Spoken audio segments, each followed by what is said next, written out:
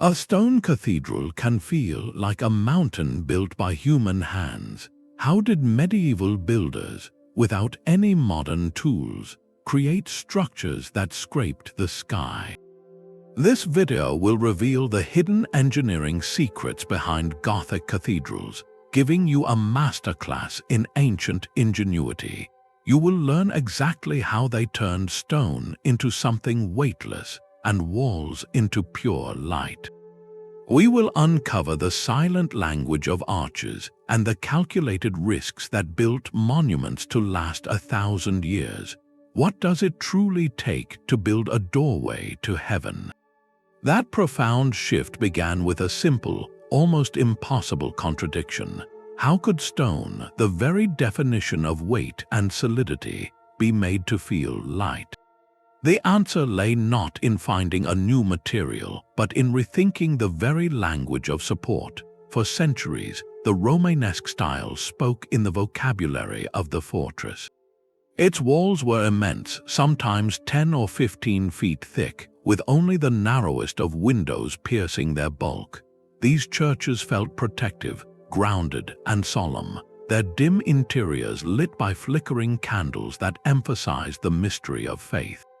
But for a new generation of builders and theologians in the 12th century, that darkness began to feel less like mystery and more like a barrier. Their ambition was to dissolve the wall entirely, to create a space where heaven and earth seemed to meet, flooded with a light that felt divine. This was not a minor renovation of ideas, it was a complete architectural rebellion. To achieve it, they had to abandon the logic of the load-bearing wall, the very thing that had defined stable construction since ancient times. In its place, they envisioned a stone skeleton where specific, slender elements carried the weight, and everything in between could be opened up to the sky. It was a leap of faith as daring in engineering as it was in spirit. The safety of mass was traded for the peril and promise of precise balance. This radical new vision demanded a series of brilliant innovations, and it all started with solving a single, critical problem of physics: how to channel the crushing weight of a stone roof out and away from those fragile, aspiring walls. The solution arrived not with a new material, but with a new shape. Look at the rounded arch of a Romanesque church, a perfect half-circle. It is beautiful in its simplicity, but it has a stubborn physical reality. All that weight from the stones above wants to do two things: push down and push out. That outward shove, what engineers call lateral thrust, is relentless. To contain it, builders had no choice but to erect those massive, windowless walls we saw earlier, like bookends holding up a heavy shelf. The arch dictated the fortress. Now picture that same arch pinched at the top, its smooth curve rising to a point. This is the Gothic pointed arch, and it is a masterclass in redirection. Think of it not as one arch, but as two leaning ladders meeting at the peak. The geometry is transformative. Instead of pushing force outwards in a wide, diffuse arc, the pointed shape channels more of that load directly downward, along a steeper, more vertical path. It is the difference between trying to hold open a heavy, sagging curtain and propping up a tall, straight tent pole. The lateral pressure on the walls was dramatically reduced. Suddenly, those walls did not need to be so brutishly thick. They could be taller, and more importantly, they could be pierced with larger openings. This was the first great liberation. With a pointed arch, the heavy roof no longer demanded a prison of stone beneath it. Master masons, the structural artists of their day, seized this new flexibility. They realized that because the height and width of a pointed arch could be adjusted independently, they could now vault spaces of different shapes and sizes with elegant consistency. Bays along the nave could be rectangular, not just square. Vaults could span wider distances and climb to new heights, creating complex, branching patterns of stone overhead that looked like a forest of stone. But this new vertical ambition came with a price. Even with the pointed arch's efficiency, some outward force remained. A roof, no matter how cleverly supported, still wants to spread. Pushing the walls higher made them more vulnerable to this silent, constant push. The pointed arch had granted the wish for height, but it had not yet provided the strength to keep that wish from collapsing. A new kind of support was needed, one that could stand outside the walls and act as a permanent brace. That silent outward push demanded a new kind of architecture, one that worked from the inside out.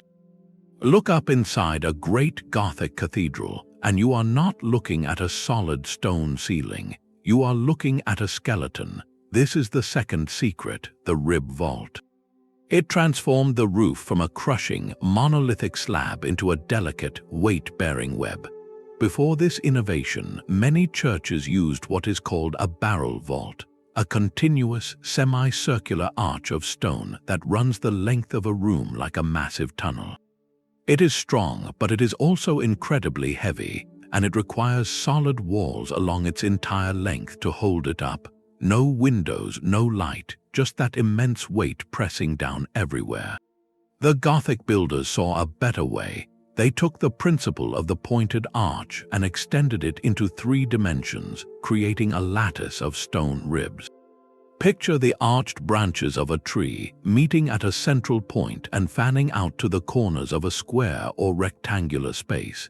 These ribs were the primary structure, cast first from carefully shaped stones. The spaces between them, called the webbing, were then filled with thinner, lighter panels of stone. Think of it like an umbrella. The sturdy metal ribs hold the shape and carry the load, while the fabric stretched between them simply covers the space. This was a revolution in efficiency. The weight of the entire ceiling was no longer a diffuse burden.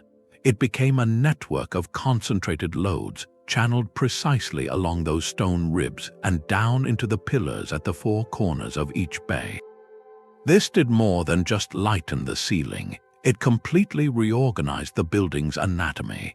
Now, the walls between those pillars were freed from their load-bearing duty. They were no longer structural necessities, they were merely space fillers waiting to be dissolved into glass. Furthermore, the rib vault allowed for faster, smarter construction. Master masons could create reusable wooden templates called centering for the complex curves of the ribs. Once the ribs of one bay were set and stable, the centering could be moved down the line to the next bay, an early form of modular construction that sped up the process dramatically. But this brilliant skeletal system created its own new vulnerability. By concentrating all those forces onto just 4 points in each bay, the entire structure developed an even more intense desire to spread outward. The higher they built, the more powerful that skyward push became. The rib vault had mapped the pathways of force with elegant clarity, but it had not yet provided the strength to contain them. The skeleton was complete, but it was trembling under its own ambition. It needed an external brace, a system of support that would stand not within the sacred space, but boldly outside it, locking the entire fragile, soaring dream into permanent stability.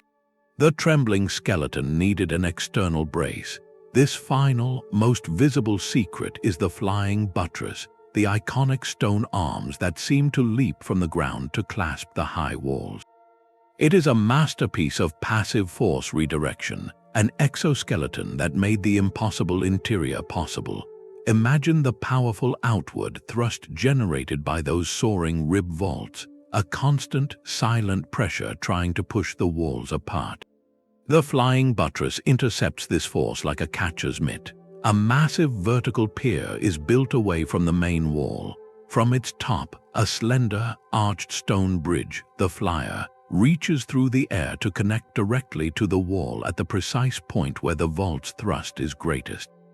The physics are elegant. The flyer catches the lateral push and channels it sideways along its curved back, down into the solid external pier and safely into the ground. It is a permanent stone solution to a problem of physics, a calculated gamble that moved the most critical structural work outside the building's sacred skin. This externalization was revolutionary. By placing the primary bracing elements outdoors, exposed to wind and weather, the builders achieved an ultimate liberation. The interior walls were completely freed from their load-bearing duty. They were no longer supports, they were merely screens, and a screen in the hands of a visionary is not a barrier, it is a canvas. The wall could now be dissolved, replaced by vast curtains of colored glass that turned the entire building into a lantern for divine light. The flying buttress created a dynamic equilibrium, a tense and beautiful balance of pushing and holding, of weight and counterweight. It was the final piece of the engineering trinity, working in concert with the pointed arch and the rib vault to create a stable, skeletal frame. But this frame was still just a structure of gray stone and precise angles. The true magic, the promised transformation from stone mountain to heavenly vision, required one final, luminous ingredient. The skeleton was complete and stable, but it was waiting for its skin of light. The stone skeleton was complete, but the cathedral's true soul was still missing. Enter through the great west doors of Chartres on a summer morning, and you are not stepping into a building of stone, but into a vessel of colored fire. After the shadowed fortresses of the Romanesque world, this experience must have felt less like architecture and more like a divine revelation. The engineering triumph of the flying buttress had done its invisible work, removing the last structural excuse for solid walls. In their place, the builders erected walls of light. These were not mere windows, they were vast, luminous canvases of cobalt blue, ruby red, and emerald green, pieced together with a fragile, brilliant logic of their own. The glass itself, thick and uneven, was held within a delicate web of lead strips called cames. Each small piece of colored glass was hand-blown, often with subtle variations in thickness that made it catch the light in unpredictable, living ways. But this delicate mosaic needed a sturdy frame. That frame was the stone tracery, the elegant, lace-like patterns of stone that divide the giant window openings. Look closely at the rose window of a great cathedral. The stone lines radiating from the center are not just decorative, they are a miniature flying buttress system in themselves, a delicate stone web designed to transfer the weight of the glass and lead outwards to the main walls. This was the final fusion of art and engineering. The glass became an integral part of the structural skin, a colored membrane stretched across the stone skeleton. The psychological effect was profound.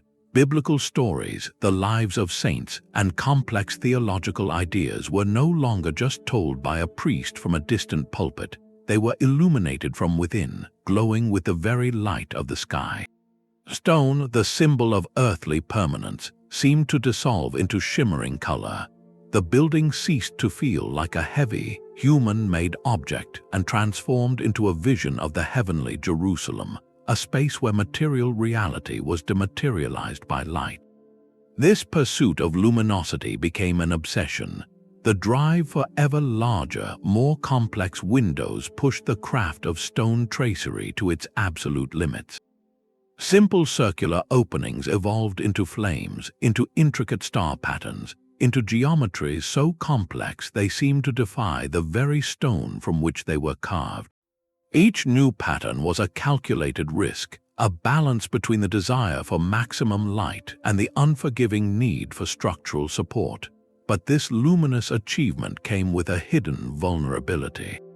All that magnificent glass, for all its spiritual power, was terribly fragile. A single storm, a shifting foundation, or the relentless passage of centuries could shatter this vision into a million colored fragments. The builders had reached a zenith, creating spaces that felt divinely inspired. Yet, in their ambition to touch the heavens, they were about to encounter a force far greater than any stone vault could contain. A reminder that even their most brilliant calculations were at the mercy of the natural world.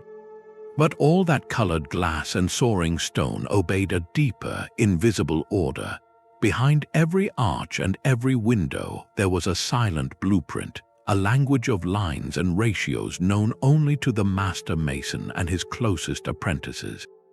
This was not a set of paper plans as we know them today, but a living system of sacred geometry drawn directly on the tracing floor, a large, flat surface of plaster where the master worked out the design for the entire building using only a compass and a straight edge. With these simple tools, he summoned the fundamental shapes of creation, the square, the circle, and the triangle. From their interplay, the entire cathedral would grow. The ground plan of the nave might be laid out as a series of perfect squares. The height of the vault might be determined by the diagonal of one of those squares, a ratio known as the square root of 2. The sweeping curve of an arch could be derived from intersecting circles. These were not arbitrary choices. They were believed to be the very ratios that governed the harmony of the cosmos, the same mathematical principles through which God had ordered the universe. To build with these proportions was to make the church a mirror of divine creation itself. This geometric code provided an astonishingly practical toolkit. It allowed teams of masons working on different parts of the building over decades to ensure everything would fit together perfectly.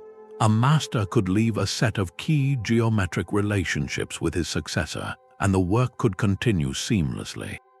More than that, this hidden framework was the ultimate guarantor of stability. A vault proportioned according to these timeless ratios was not just beautiful, it was inherently sound, its forces distributed in a naturally balanced way. So when you stand in the crossing of a great cathedral and feel a sense of profound harmony, of everything being in its right place, you are not just feeling an aesthetic effect. You are sensing the residue of a master mason's calculated prayer, a structure built not just to reach the heavens, but to mathematically embody them. Yet, even this divine geometry had to meet the stubborn reality of the earth. The most perfect plan, drawn with the most sacred ratios, was worthless if the ground itself could not bear its weight. Before a single stone could be blessed or laid, the builders faced their first and most critical test, a negotiation with the unseen world beneath their feet. The divine geometry of the tracing floor met its first and most formidable opponent, the earth itself. Before a single pointed arch could be drawn or a rib vault conceived, the builders had to win a hidden battle, one fought in mud, water, and darkness. The most ambitious sites for these heavenly structures were often geological nightmares, chosen for spiritual or political reasons, not engineering convenience. A cathedral might be destined for soft river silt, a reclaimed marsh, or a hillside of shifting clay. To build a mountain of stone upon such ground was an act of profound faith, backed by relentless, unglamorous labor. The foundation was not just the first step, it was the non-negotiable contract between human ambition and planetary reality. Any mistake here, any unseen shift or uneven settlement, would magnify itself with every foot of height, dooming the entire symphony of stone above to a slow, catastrophic crack. So they began by listening to the ground, using simple water levels, long ropes, and generations of empirical knowledge. They mapped the unseen. Then they dug not shallow pits, but deep, wide trenches that followed the entire footprint of the future walls. At Salisbury Cathedral, built on a water meadow, they filled these vast trenches with layer upon layer of rammed chalk and compacted stone, painstakingly creating an artificial island of stability in the soft earth. This platform was always made wider than the walls it would support, like a pair of snowshoes distributing a person's weight to prevent them from sinking. The foundation's job was to take the unimaginable concentrated load of those soaring pillars and flying buttresses, a load that could total tens of thousands of tons, and gently, evenly, spread it out over as much of the unstable ground as possible. This work was unseen, backbreaking, and offered no glory. No one would ever carve their name into a foundation stone buried 10 feet below the floor. Yet this silent, steadfast layer was the absolute prerequisite for every miracle of light and height that followed. It was the ultimate testament to the medieval builder's comprehensive vision, understanding that a doorway to heaven could not float on air. It had to be anchored with profound humility into the very bones of the earth. With that anchor secure, the real work could finally begin, stone by heavy stone rising from the ground. That silent, steadfast foundation now demanded its bones. The cathedral would rise not from generic rock, but from stone chosen with the precision of a surgeon selecting a tool. Every block had a destiny, and its hidden qualities of strength, workability, and durability would determine the fate of the entire structure. The master mason's first material decision was a geological diagnosis. For the delicate, lace-like stone tracery of a great window, he needed a fine-grained limestone or sandstone, soft enough to be carved into the thinnest of ribs and most intricate foliage, yet stable enough to hold its shape for centuries. This was the filigree of the skeleton, but for the massive piers that would channel the roof's immense weight down into the earth, or for the flying buttresses that would silently wrestle with lateral thrust, he required something entirely different. Here, strength was paramount. A denser, more crystalline stone, perhaps a harder limestone or a rugged sandstone, was reserved for these muscular, load-bearing elements. It was a hierarchy of material, an understanding that not all stone was created equal. The quarry was the cathedral's birthplace, and its landscape was a library of potential. Teams of quarrymen, reading the rock face like a text, would seek out beds of stone that were consistent and free of hidden flaws or fissures. They worked with wedges and levers, following natural seams to prize out blocks that could weigh several tons each. Then came a logistical puzzle of staggering scale. How do you move a small mountain of stone, sometimes from quarries dozens of miles away, to a rising building site in an age without engines or paved highways? The answer was often written in water. Rivers became the medieval equivalent of freight railways. Blocks were loaded onto shallow draft barges and floated downstream, a slow, steady procession of raw material. Where rivers were not an option, they relied on wooden sledges dragged by oxen over specially built causeways, a process so laborious that it could take a week to move a single large stone just a few miles.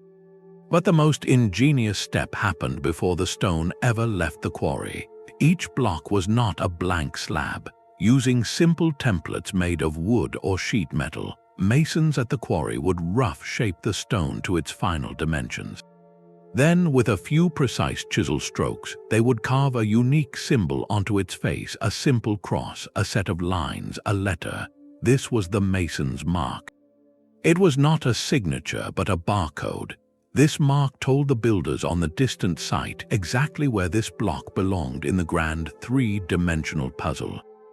Was it the third course of the North Pier, the keystone for the fifth arch of the South Aisle? The mark held the answer. This system of prefabrication meant that when a cart finally rumbled onto the building site, its cargo was not just stone but a solved piece of the design. Teams could hoist it directly into place, knowing it would fit with its neighbors, minimizing the need for risky, time-consuming carving at great heights.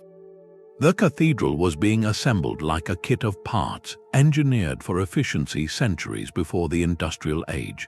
The stone itself, therefore, was never just a passive material. It was an active participant, its hidden crystalline structure and bedding planes silently dictating the limits of span, the thinness of a wall, the daring of a vault. The builders listened to the stone, and in doing so, they learned how to make it sing. But once these perfectly engineered bones arrived at the sacred site, they faced their most perilous journey. A vertical ascent into the sky that required not just strength, but a breathtaking kind of courage. The stone's journey to the sky began with a wooden wheel and the rhythm of human feet. Inside the rising skeleton of the cathedral, a temporary machine of awesome simplicity came to life, the great treadmill crane. Picture a massive wooden wheel as tall as two men, mounted horizontally within a timber frame. Inside this wheel, men would walk steadily forward, their collective weight and motion turning the entire drum like a giant squirrel cage. This was not powered by steam or electricity, but by the relentless, coordinated pace of human labor. The rotation of the wheel wound a thick hemp rope around a central axle, and through a system of wooden pulleys and blocks, this brute rotary force was transformed into a vertical lift. It was a breathtakingly direct application of physics, where human endurance was the engine. The power these machines could generate was staggering. Historical records suggest a single large treadmill, powered by several men, could lift stones weighing over 2 tons to the top of a cathedral wall, hundreds of feet above the ground. But raw power was useless without control. Alongside the treadmill, teams operated wooden winches, using levers to inch the heavy loads into precise final position. The foreman's shouts, the creak of ropes under immense strain, the slow, deliberate ascent of a block of limestone against the open sky, this was the daily symphony of the construction site. It was a dynamic, living process, a ballet of organized labor where the secret to building high was proven not just in the static design, but in the careful, courageous act of assembly itself. These wooden machines were feats of temporary engineering, built and rebuilt as the walls rose, often housed within the very bays and vaults they were creating. They remind us that the cathedral was not simply designed, it was performed, an act of collective faith and physical exertion repeated day after day for generations. Yet, even with these ingenious machines, the final act of placement remained a moment of profound vulnerability. Each stone, swinging gently in the wind at such a height, had to find its perfect, permanent home in the grand puzzle. The stone's final ascent was guided by a mind, not just a machine. High above the muddy chaos of the yard, in a wooden shed or a quiet corner of the unfinished nave, the master mason worked. He was the living blueprint, the chief architect, engineer, and project manager, a man who held the sacred secrets of geometry in his head and in the worn tools on his tracing floor. His title was more than a job, it was a profound responsibility. He alone understood how the invisible lines of force would flow from the vaults down through the piers and out along the flying buttresses. A single miscalculation in his design could mean not just a delay, but a catastrophic collapse that would take lives and shatter a community's faith. This man did not work in isolation. He presided over the lodge, the cathedral's workshop, and the world's first true engineering firm. This was not a temporary gathering of laborers, it was a highly structured, knowledge-based corporation that could outlive any single individual. The lodge operated on a strict hierarchy. Beneath the master mason were the journeymen, skilled craftsmen who could interpret the master's plans and direct teams. Below them, apprentices learned the trade through years of silent observation and hands-on practice, starting with simple tasks like mixing mortar or fetching tools. Surrounding this core of masons was a permanent ecosystem of specialized genius, stone cutters who could read the grain of a block, carvers who turned stone into lace, glaziers who painted with light, and blacksmiths who forged the vital iron clamps and pins that locked the stone puzzle together. What made the lodge revolutionary was its function as an incubator for innovation. Techniques were not written in books, they were passed down through demonstration, through the master correcting a journeyman's chisel stroke, through the shared struggle to solve a new problem on the tracing floor.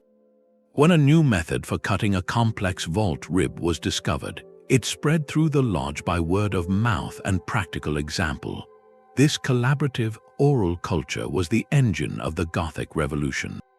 It meant that a brilliant solution devised at Chartres could travel with a wandering journeyman to Cologne or Prague, adapted and refined in a new lodge. The organizational genius of this system was its true hidden foundation. It proved that to build a monument that touched the divine, you needed more than perfect stone or divine geometry.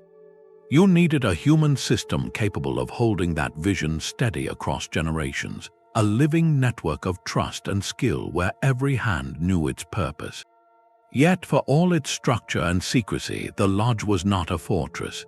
Its greatest challenge was one it could not fully control, a relentless, invisible force that tested every joint and seam, not over years but over centuries.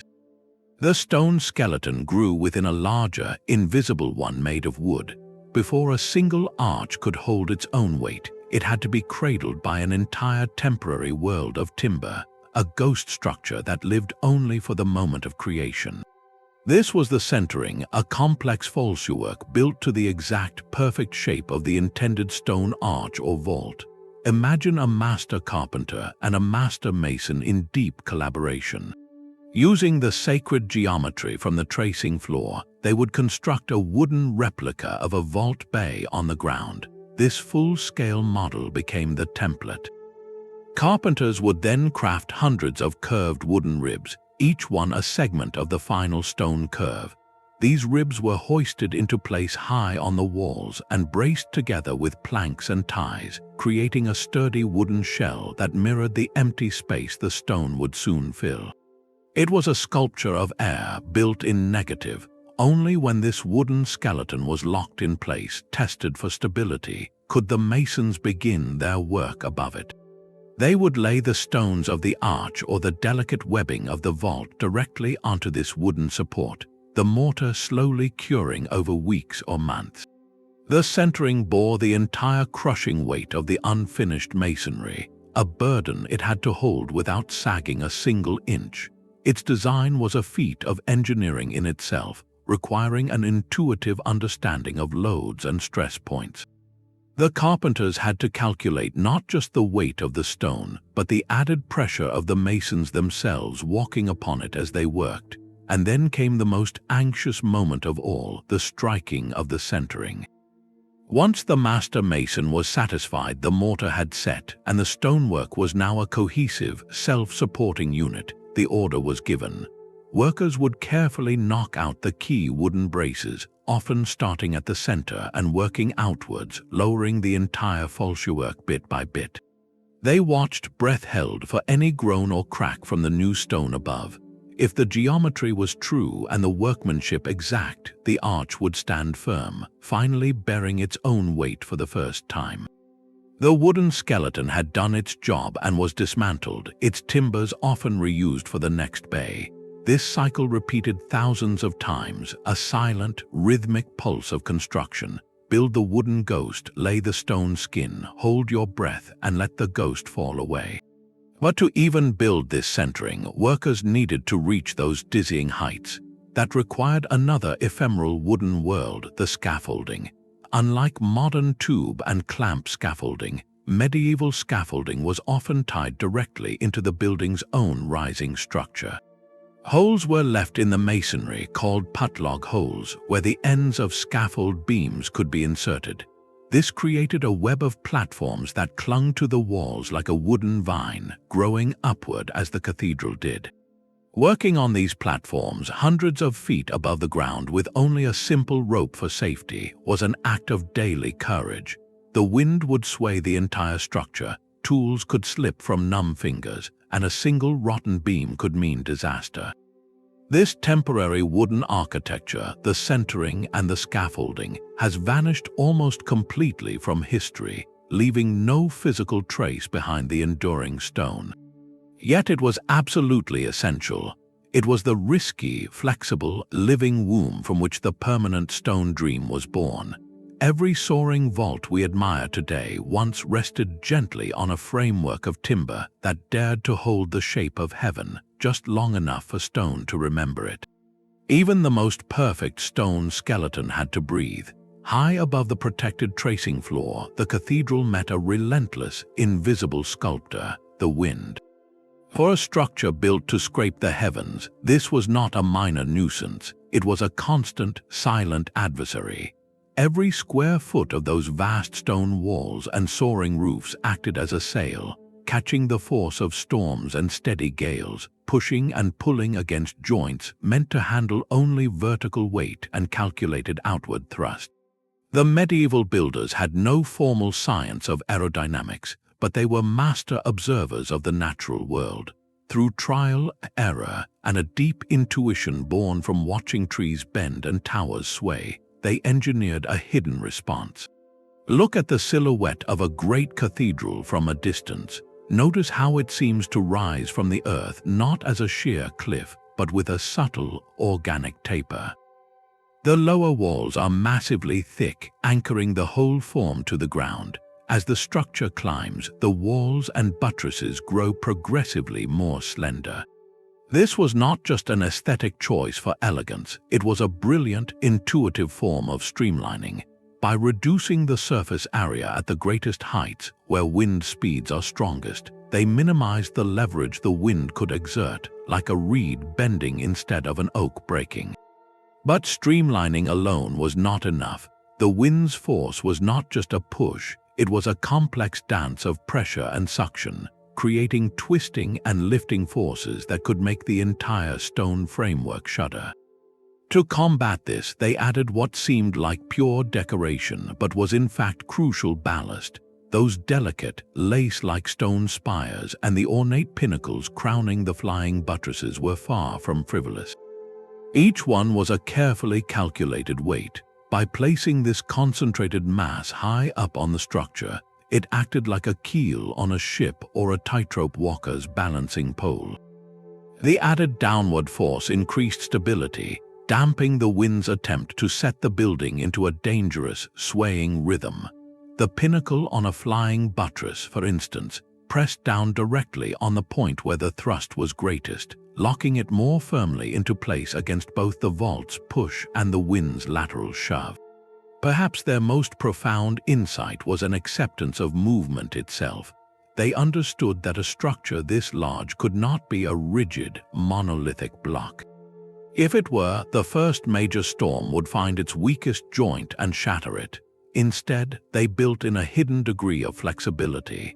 The mortar between stones had a slight give. The wooden roof framing attached to the stone walls could shift minutely, and the entire assembly of arches and buttresses was designed to transfer and dissipate energy through its interconnected web. The cathedral was engineered to breathe, to sway ever so slightly in its stone sinews, allowing the wind's force to flow through it and be safely redirected down into the earth. This dynamic response to an invisible force is a secret that still resonates with engineers today, a reminder that the greatest strength often lies not in rigid resistance, but in intelligent, graceful adaptation. Yet, for all this brilliance in managing the forces of nature, the builders faced a challenge of a completely different scale, one that stretched not across seasons, but across generations. Yet the wind was a known adversary, one they could feel and design for. A far more elusive challenge lay in the master mason's mind, a puzzle of numbers and lines. How do you calculate the strength of a stone vault when you have no word for engineering, let alone a computer model? The medieval builder's secret was a profound, practical intuition, a hidden science woven from geometry, memory, and hard-earned experience. They did not have calculus or stress analysis software. What they possessed was a living library of rules of thumb, passed from master to apprentice in the lodge, a cumulative wisdom refined over lifetimes of watching stone behave. The most critical tool was not a calculator, but a compass and a straightedge. With these, they could summon the perfect shapes, the circle and the square, believed to be the divine templates of creation. From these, they derived every proportion of the building, from the width of the nave to the curve of an arch. This sacred geometry was not just symbolic, it was intensely practical. A vault designed with these harmonious ratios was often, by the elegant logic of mathematics itself, inherently stable. The forces distributed themselves along natural, balanced pathways. But geometry alone could not predict everything. For the truly daring elements, the unprecedented spans and dizzying heights, they turned to a remarkable process of full-scale modeling. Inside the lodge or on a specially prepared tracing floor, a large, flat surface of plaster or stone, the master mason would draw the entire complex geometry of a window or a vault at its exact 1-to-1 size. This was the blueprint drawn in chalk or charcoal where he could walk around his design, see its lines from every angle, and make adjustments before a single stone was cut. Journeymen and apprentices learned by standing on these giant drawings, their feet tracing the curves of future arches, absorbing the proportions through their eyes and their movement. This was embodied knowledge, a science you could literally step into. Structural understanding grew from a slow accumulation of observed precedent. A master knew that a certain type of pier had successfully held a roof of a certain span in a cathedral built 50 years prior. He would adapt that proven template, perhaps making it slightly more slender, testing the limits by increments. This was a process of incremental experimentation, where each new building was a cautious dialogue with the ones that came before. Of course, the dialogue sometimes turned to a shout. Vaults did collapse, especially in the early, most ambitious days of the style. When such a failure occurred, it was a community tragedy, but also a crucial lesson. The masters would study the wreckage not as a defeat, but as a rare and terrible textbook. They would look for the point where the stones first gave way, deduce whether the thrust was misdirected or the foundation uneven, and incorporate that painful knowledge into their next design. This trial and error, guided by geometric principle and tempered by loss, created a resilient, evolving craft. It was a science of practical intuition, where knowledge was held not in equations, but in the feel of a well-cut joint, the memory of a successful precedent, and the silent, steadfast testimony of stone that had borne its load for 100 years. This cumulative genius allowed them to build toward the impossible, but it demanded one final, unwavering ingredient, a commitment that stretched far beyond the lifetime of any single master mason. This patient, generational dialogue with the stone required a different kind of endurance. A master mason might dedicate his entire career to a single cathedral and see only the choir walls rise. His son would learn the craft on that same site, and his grandson might finally place the last stone on the western towers. This was not a delay, but a deliberate, strategic timescale woven into the very fabric of the building's strength. The slow-setting lime mortar that bound each stone was a case in point. Mixed from burnt limestone and sand, this mortar did not simply dry. It underwent a chemical process called carbonation, reabsorbing carbon dioxide from the air to slowly regain the strength of solid limestone. This could take years, even decades, to reach its full potential. A vault built today would not be asked to bear its full load tomorrow. The gradual pace of construction gave this crucial glue the gift of time, allowing it to cure and harden completely before the next soaring level was piled on top. This patient schedule also managed the most critical risk of all, foundation settlement. Recall those vast, painstakingly laid platforms of stone and rubble beneath the earth. When the weight of the first walls pressed down upon them, the ground would naturally compress, shifting by minute, almost imperceptible amounts. If construction raced ahead, adding the crushing weight of the high vaults and roof before this settling was complete, the entire structure could crack along fatal, diagonal fault lines. The generational timeline acted as a built-in safety valve. Builders would often pause, sometimes for years, after completing major phases like the choir or the transepts. They were, in a very real sense, listening to the building, waiting for it to tell them through tiny, monitored cracks or precise water level checks that it was ready to bear more. This slow conversation between ambition and geology was a hidden pillar of Gothic stability, but this extended timeline also presented a unique opportunity. Stylistic and engineering knowledge did not stand still over the century or more of a cathedral's construction. A brilliant new method for distributing weight, or a more elegant design for window tracery, might emerge in France while the English cathedral's eastern end was still being finished. And so, you can often read the architectural history of Europe in a single building, moving from east to west. The older, more conservative rounded arches might still be visible in the early choir, while the nave, built 50 years later, soars with the confident pointed arches and complex ribbed vaults of the mature Gothic style. The western facade, finished last, might boast the flaming, intricate stone lace of the final phase known as the flamboyant style.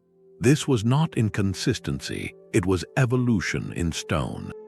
The cathedral became a living catalogue of its own construction, each phase a frozen moment of technological ambition, each generation of builders standing on the literal and metaphorical shoulders of the last.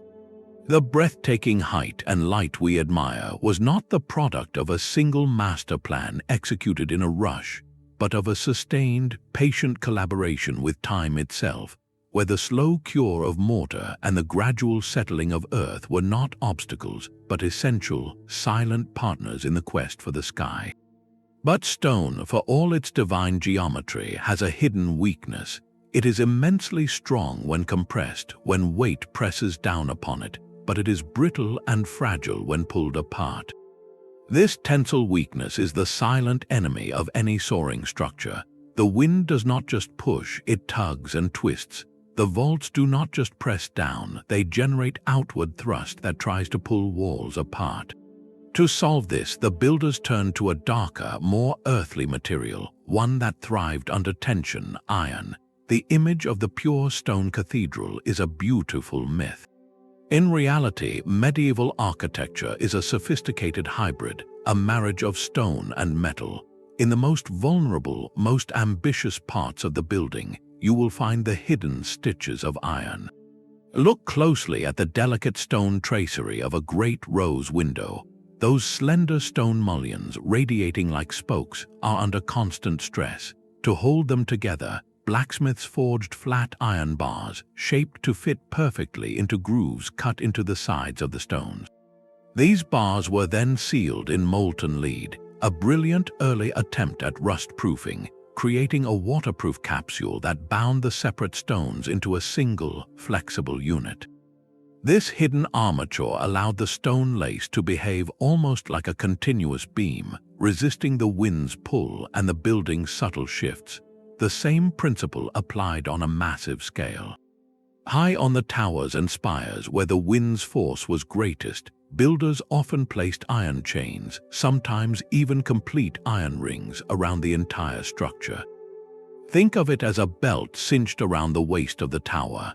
As the stone tried to expand and contract with temperature or flex under gale force winds, this iron ring took the tensile strain, holding the masonry in a firm, gentle embrace.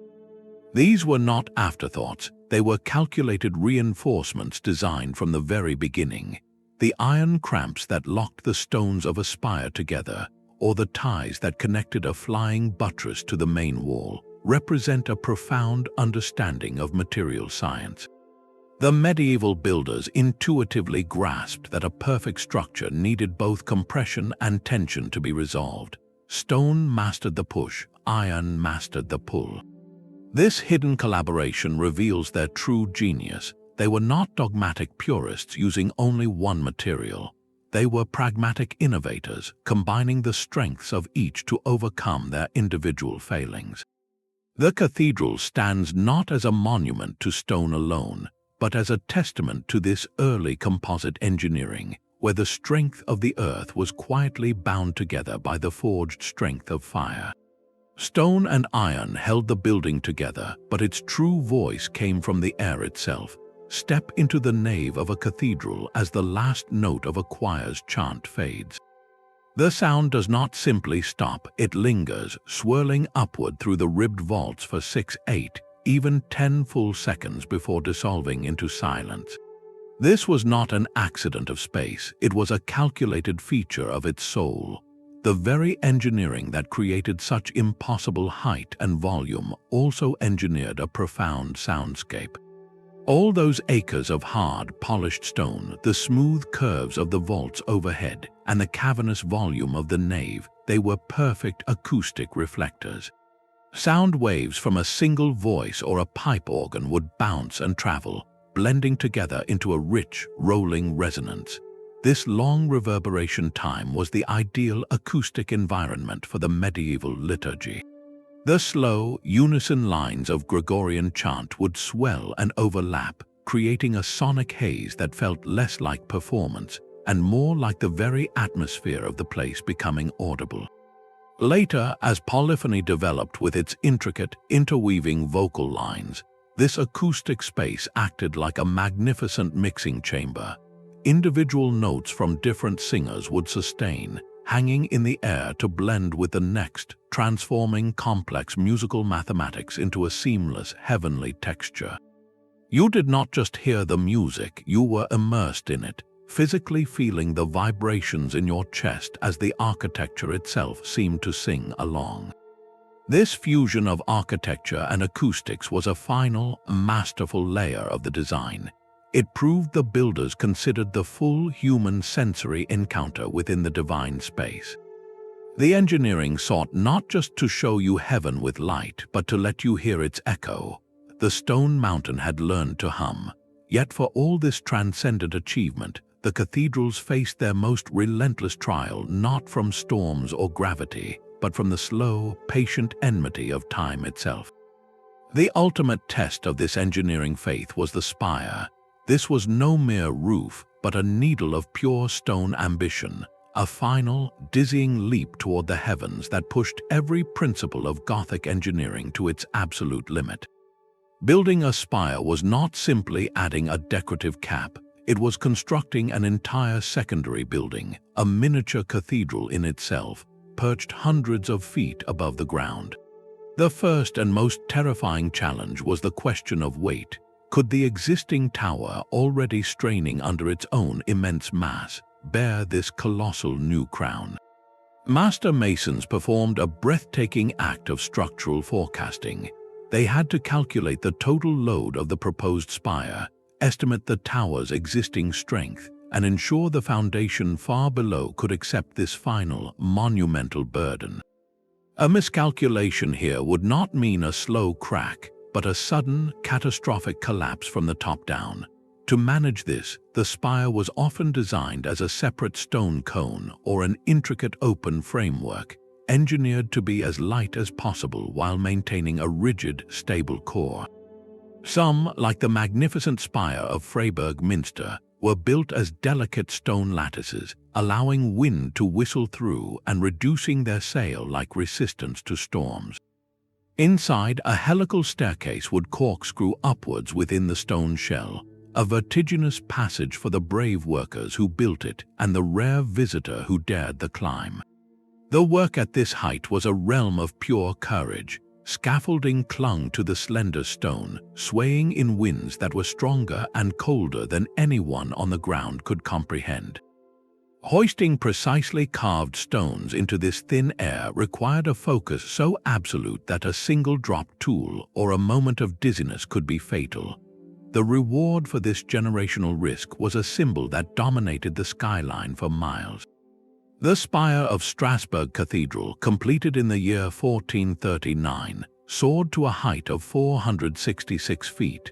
For over 2 centuries, it remained the tallest structure in the entire world, a stone declaration that human ingenuity could touch the clouds.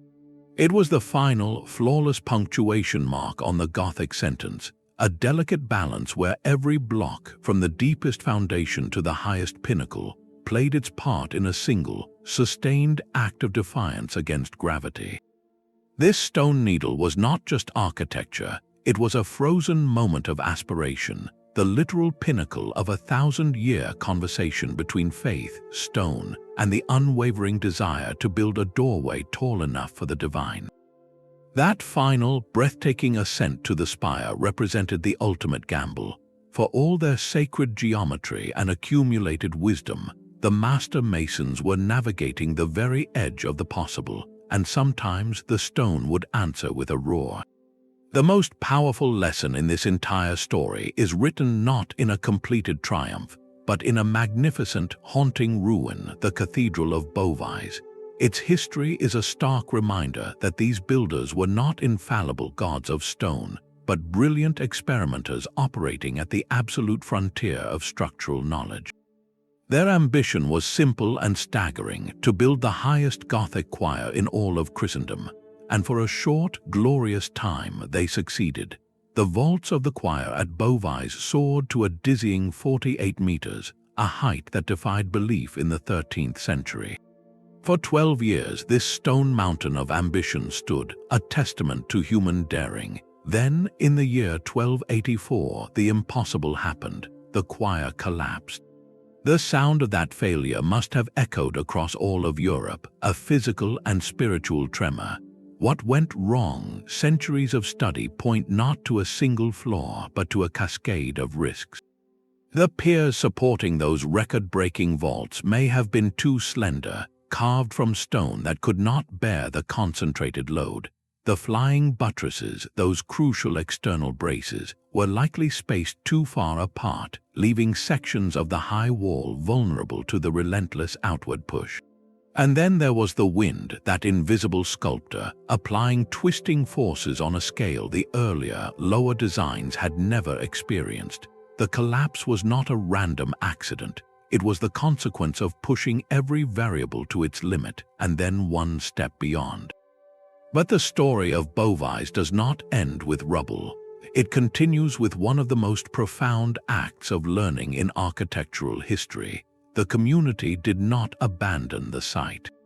Instead, they summoned a new generation of masons to perform what we might now call a forensic engineering study.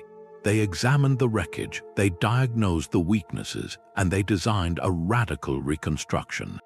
This time, they built thicker, stronger piers. They inserted extra rows of flying buttresses, creating a denser exoskeleton of support. And they did something revolutionary. They stitched the new stonework together with an extensive internal skeleton of iron rods and chains, explicitly using metal's tensile strength to compensate for stone's brittleness. The reconstructed choir still stands today, a hybrid of stone and iron, a permanent monument to a lesson learned the hardest way. Beauvais itself was never finished, its transept and nave only partially built, as if the community decided the risk of pushing further was too great. And that is the crucial secret this unfinished giant teaches us. The Gothic style was not a static set of rules pulled from a divine blueprint. It was a living, evolving experiment. Each collapse, each alarming crack, each shudder in a storm was not just a disaster, it was critical data. The masters of the lodge were scientists in a vast, open-air laboratory, where the cost of failure was monumental, but the knowledge gained was priceless. The soaring stability of charters, the luminous height of Amiens, they were built upon the silent, sobering lessons of places like Beauvais. Every subsequent cathedral that still stands is, in a way, a dialogue with that which fell. The unfinished spire of Beauvais is a monument to a fundamental truth. Innovation is born at the very edge of failure. Yet the principles forged in those medieval laboratories did not vanish with the age of stone. They simply found new materials and greater heights. The silent language spoken by the flying buttress and the rib vault is the same language whispered between the steel beams of a modern skyscraper. Look at a Gothic cathedral and then at a towering city office block, and you are not looking at different worlds, you are looking at an evolutionary line. The medieval masters' greatest insight was the separation of structure and skin. They realized the wall did not have to hold the roof, it only had to fill the space between the things that did. This is the absolute core of skyscraper design. In a building like the Empire State, the steel frame is the permanent, invisible skeleton, the ultimate rib vault. The curtain walls of glass and metal that hang from it are merely the skin, the equivalent of those vast stained glass windows, freed from any load-bearing duty. And what is the flying buttress if not the earliest form of external bracing? In many super-tall towers today, engineers use a strengthened central core of concrete, braced by massive outrigger trusses that connect to the exterior columns. These outriggers function with the exact same purpose: to catch lateral forces from wind and seismic activity and channel them into the core, just as the stone flyers caught the vault's thrust. The materials changed from limestone to steel, the scale multiplied 100-fold, but the physics remained beautifully, stubbornly the same. Even the Gothic understanding of materials, using stone for compression and iron for tension, prefigures our modern use of reinforced concrete, where concrete handles the crushing loads and the embedded steel rebar resists the pulling forces. Those masters, working by intuition and geometry, mapped the fundamental load paths that every structural engineer still follows. They taught us to think of a building not as a solid mass, but as a dynamic network of forces, a conversation between weight and support that must be carefully choreographed from foundation to pinnacle. Their legacy is not preserved in museums, it is written in the skyline of every major city on Earth, a testament to the fact that the deepest secrets of building tall were discovered not with computers, but with compasses, courage, and an unwavering desire to touch the sky. The Spires' ambition reminds us that these builders were not magicians, but masterful problem solvers. So where does the persistent myth of their secret powers come from? Modern stories often paint the cathedral builders as members of shadowy orders, custodians of lost blueprints containing supernatural knowledge. The truth is more grounded, and in its own way far more extraordinary. The so-called secrets were not magical incantations or alien technologies. They were the hard-won, proprietary trade secrets of the Masons' Lodge, the intellectual property of the world's first engineering firms. This knowledge was their currency, the very source of their prestige and livelihood. It was dangerous to share it freely. A master mason's unique method for calculating the thrust of a complex vault, or his specific formula for a mortar that set stronger in wet conditions, these were competitive advantages. If a rival lodge learned them, it could win the contract for the next great cathedral. So this knowledge was protected, passed down in a closed system of trust from master to apprentice through years of silent observation and hands-on practice. There was no single lost master book of spells. Instead, there was a living, breathing, and constantly evolving tradition of craftsmanship. It was a river of practical geometry, material science, and construction sequencing that flowed from one generation to the next, adapting to each new site and each new challenge. The apprentice did not memorize a textbook. He learned by doing, by feeling the grain of the stone, by watching how centering was struck, by understanding why a particular arch had failed in a building 50 years prior. This was empirical science in its purest form, knowledge built not on theory alone, but on relentless experimentation and observed result. The collapse at Beauvais was a devastating lesson, but it was a lesson that was studied, understood, and integrated into the collective wisdom of the craft. The true secret society was not a mystical order. It was the lodge itself, a collaborative brain trust where collective intelligence solved problems no single mind could untangle. This human system of learning and adaptation, this network of trust and tested skill, is a more remarkable achievement than any myth of lost super technology.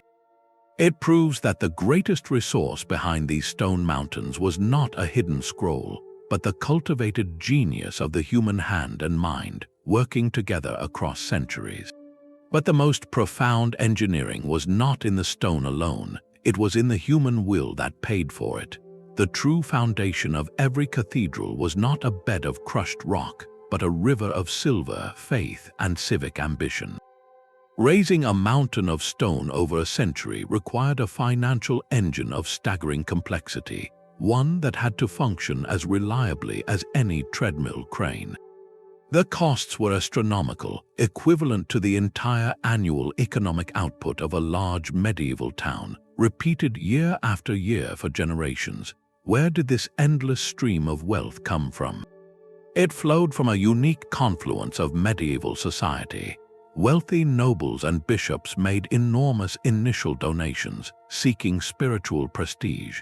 The diocese itself funneled a portion of its regular tithes and land rents into the building fund.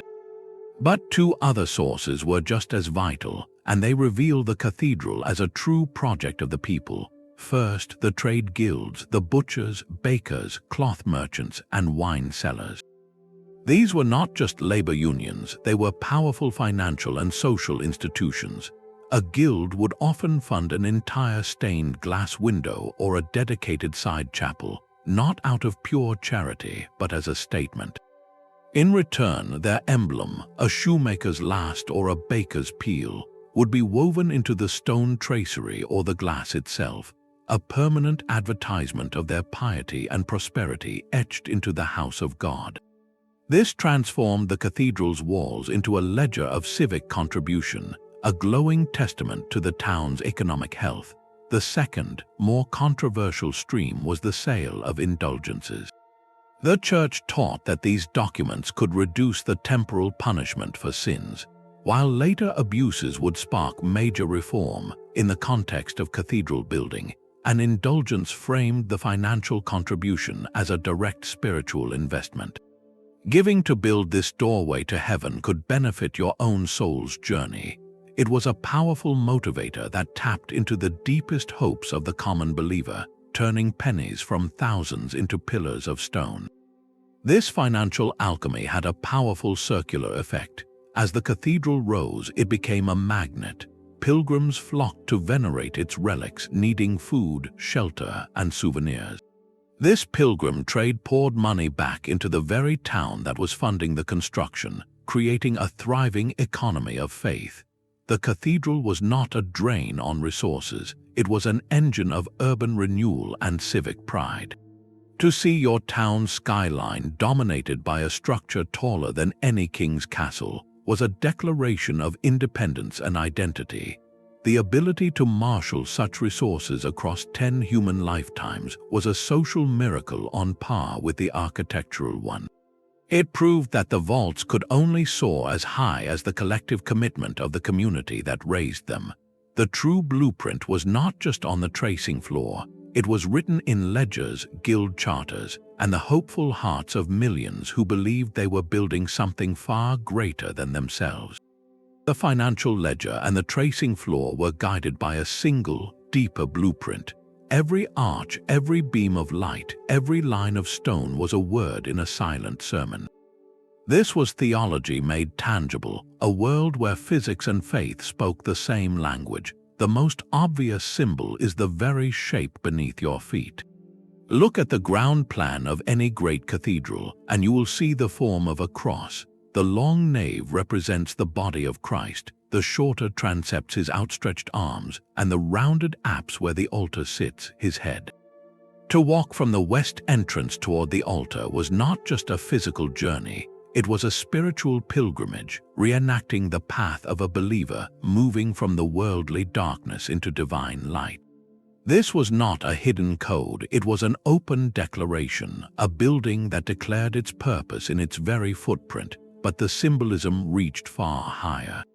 The relentless verticality of the Gothic style, that breathtaking soar toward the spire, was a direct architectural prayer. It was a physical expression of the soul's yearning for heaven, a collective aspiration carved in limestone. The builders did not just want you to see height, they wanted you to feel uplifted, to have your gaze and your spirit drawn irresistibly upward. The pointed arch itself, that fundamental engineering tool, was seen as hands pressed together in prayer, its converging lines directing energy and attention toward the divine. And then there was the light. For medieval theologians, light was not merely illumination, it was the physical manifestation of God's grace and truth. The engineering triumph of the flying buttress made the wall of glass possible, but the theological vision demanded it. To stand in Chartres Cathedral at noon is to be baptized in colored fire. The windows were called the Bible of the poor, a way to teach complex scripture through luminous images to a largely non-literate population. But more than that, the quality of the light itself was the message. It transformed heavy, opaque stone into something shimmering and seemingly weightless. This was the ultimate metaphor, the material world dissolving under the power of the spiritual, the earthly church becoming a transparent vessel for heavenly radiance. Even the durability of the materials carried profound meaning. They chose stone not just because it was strong, but because it was permanent. A cathedral built of wood could burn, a structure of brick could crumble. But a mountain of stone anchored by faith was meant to stand as an eternal testament, a symbol of the everlasting church that would outlast kingdoms and empires. This fusion is the final, masterful secret. The builders were not solving two separate problems, one of engineering and one of symbolism. They were solving one single, magnificent problem: how to make the invisible truths of faith stand up physically against wind, gravity, and time. The perfect pointed arch did not just distribute weight efficiently, it embodied spiritual ascent. The radiant stained glass did not just beautify the space, it enacted the doctrine of divine illumination. The structural logic and the spiritual logic were identical. To build a stable cathedral was, by definition, to build a stable metaphor for heaven. Every calculation on the tracing floor was therefore a kind of prayer, and every successful vault that held was an answered amen. This unity of purpose is why these buildings feel so profoundly resonant even today. We are not just observing ancient engineering, we are standing inside a perfected idea where every stone has a meaning and every beam of light has a purpose. That perfected idea faced its most patient enemy, the sky itself. For all their divine geometry, these stone mountains existed in a world of rain, ice, and wind, beginning a centuries-long battle the moment the last mason descended the scaffold. The most immediate threat was not a sudden storm, but the slow, silent creep of water. Every downpour sent thousands of gallons cascading down acres of steeply pitched roof and flowing over intricate carvings. Left unchecked, this constant trickle would have eroded the soft limestone and undermined the mortar joints within a generation. The solution was both practical and theatrical: the gargoyle. These grotesque stone creatures protruding from the gutters were not merely decorative monsters. They were highly functional drain pipes, their open mouths designed to spew rainwater clear of the vulnerable wall surfaces below. The farther the water was thrown from the building's face, the safer the foundation and the stonework remained. Alongside them, a hidden network of lead channels and downpipes, cleverly integrated into pinnacles and buttresses, carried the deluge safely to the ground. This was hydrological engineering in stone, a recognition that a building must shed water as efficiently as a leaf. But water had a more insidious weapon than runoff, freeze-thaw cycles. Medieval Europe's climate was often colder than today, and porous limestone acts like a sponge. Rainwater would seep into the stone's microscopic pores. Then, on a cold night, that trapped water would freeze. As water turns to ice, it expands with tremendous force, enough to crack granite.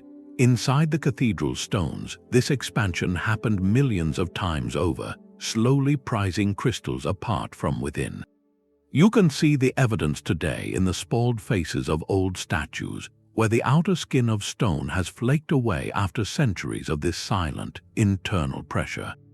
The original builders could not stop the frost, but their choice of materials showed a deep understanding of it. They selected denser, less porous stone for critical structural elements like cornerstones and plinths, and often placed more vulnerable carved work under protective overhangs. They were, in essence, designing for climate resilience with the knowledge they had. Perhaps their most profound insight was an acceptance that their work would never be finished. They did not build a static monument, they built a living system that demanded care. Look at the steeply pitched roofs, not just beautiful slopes but accessible walkways. The builders designed them with thatch or lead coverings that could be repaired, and they integrated narrow staircases and passages within the thickness of walls and buttresses, allowing future workers to reach every part of the structure for inspection. They even left cavities and openings in the vaults, not as mistakes but as future access points. They knew that someone would need to come after them. This expectation of maintenance is a hidden pillar of Gothic engineering, as crucial as any flying buttress. It transformed the cathedral from a finished object into a perpetual project. The survival of Chartres or Notre Dame for 800 years is therefore a double miracle. It is a testament to the brilliance of the initial design, yes, but equally to an unbroken, often anonymous chain of care.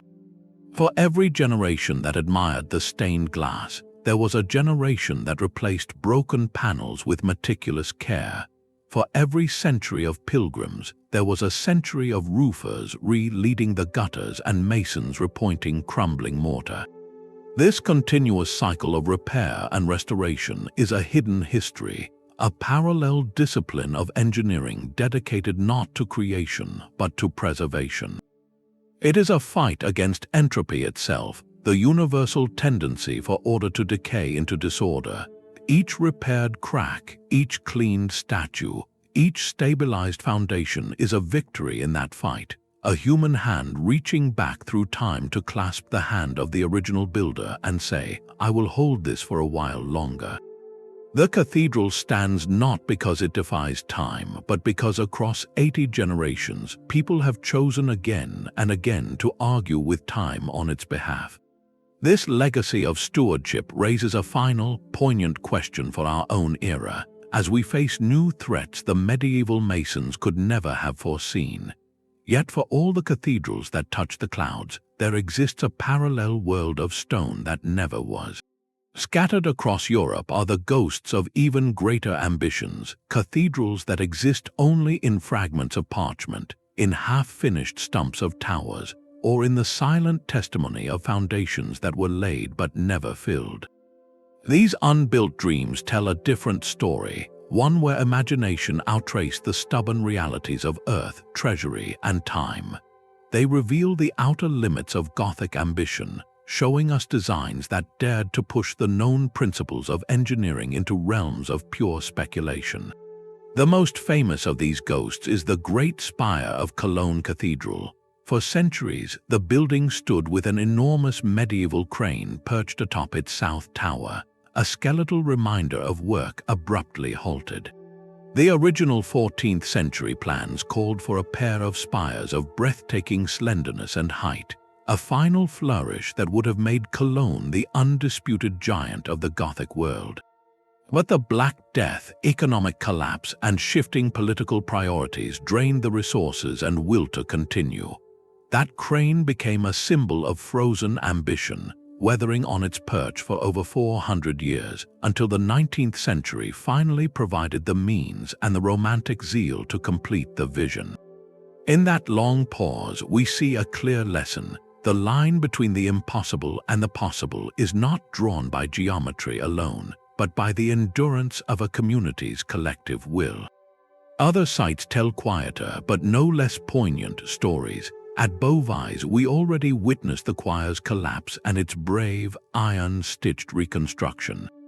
But the original master plan was far grander, calling for a vast nave and a monumental western facade that would have made it the largest cathedral in France. After the choir disaster, the confidence and the funds were gone. The transepts were built but cautiously, and the nave was never even begun. Today, the building feels like a magnificent torso, a choir, and transepts without a body, forever capturing that moment when ambition met its hard physical limit. Elsewhere, you can find cathedrals with mismatched towers, where one soars to completion while its twin remains a blunt, truncated stump, a permanent record of a treasury running dry or a war interrupting the work. Studying these incomplete visions is like reading the rough drafts of history. They show master masons playing with even more audacious ratios, drawing vaults that were thinner, windows that were wider, spires that were more needle-like than anything ever built. These were not mere fantasies, they were calculated proposals, the next logical step in the Gothic experiment. They reveal that the impossible height was always a moving target, redefined with each generation's success. But they also highlight the profound, practical wisdom embedded in the style. The greatest engineering secret may not have been how to build ever higher, but knowing when to stop, when to consolidate gains, when to listen to the whispers of settling stone or the silence of an empty coffers. These ghost cathedrals teach us that the true masterpiece often lies in the balance between boundless aspiration and the graceful acceptance of earthly constraint. The completed buildings we marvel at today are not failures of imagination. They are testaments to that delicate, vital equilibrium. The final, enduring secret of the Gothic cathedral lies not in any single arch or spire, but in the breathtaking synthesis it achieved. It stands as a monumental testament to a unique convergence, a moment in history where profound faith, limitless human ambition, and pre-scientific engineering genius met on the tracing floor. The builders spoke a silent language of geometry, material, and force, and they wrote their masterpiece in stone and light, from the pointed arch redirecting weight, to the rib vault creating a stone skeleton, to the flying buttress leaping through the air as a permanent brace. Each innovation was a deliberate, calculated step in an audacious, generations-long conversation with gravity itself. These soaring structures teach us a timeless lesson about the nature of true engineering. It is not merely about applying formulas or using the latest technology. At its heart, engineering is the art of solving human problems with the tools and knowledge available. For the medieval community, the most profound problem was a spiritual one, the yearning to create a physical space that embodied the divine, to literally touch the heavens. Their tools were the compass and the chisel. Their knowledge was held in memory, passed through the lodge, and refined by both triumph and collapse. They looked at the problem of weight and light, and they engineered an answer so elegant it has inspired awe for 800 years. This legacy fundamentally reshapes our view of the past. It reminds us that our ancestors were not primitive figures stumbling in the dark. They were brilliant, intuitive innovators, master observers of the natural world who turned empirical observation into transcendent form. Their legacy is not locked away in history books. It scrapes the very skyline of our modern world. Every steel-framed skyscraper, with its separation of structure and skin, whispers the principles first proven in the nave of Chartres. So the next time you stand before an old cathedral, or even see its silhouette against the sky, look with new eyes. See not just a relic of religion, but a manifesto of human ingenuity. See the pointed arches as prayers in stone, the flying buttresses as a diagram of resolved force, the stained glass as solidified light. These buildings are conversations across centuries, invitations to understand how a deep desire, when met with courage and collective will, can quite literally move mountains. If unraveling how history builds our world fascinates you, there are countless more hidden structures and silent stories waiting to be explored.